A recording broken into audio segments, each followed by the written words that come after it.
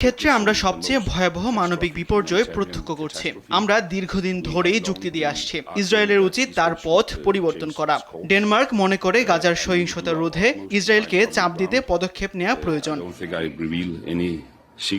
এই বৈঠকে ট্রাম্প প্রশাসনের কঠোর সমালোচনা করেছে ফ্রান্স। জাতিসংঘ সাধারণ পরিষদের অধিবেশন সামনে রেখে ফিলিস্তিনি নেতাদের উপর মার্কিন ভিসা নিষেধাজ্ঞার বিরোধিতা করেছেন দেশটির পররাষ্ট্রমন্ত্রী।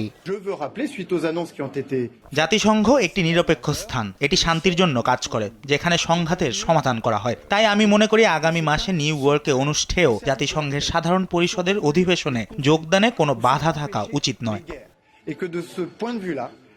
এদিকে কোপেনহেগেনে ইউরোপীয় পররাষ্ট্রমন্ত্রীদের বৈঠকের আগে রাশিয়ার আগ্রাসন নিয়ে সাংবাদিকদের সঙ্গে কথা বলেন ইইউর পররাষ্ট্রনীতি বিষয়ক প্রধান কাজা কালাস।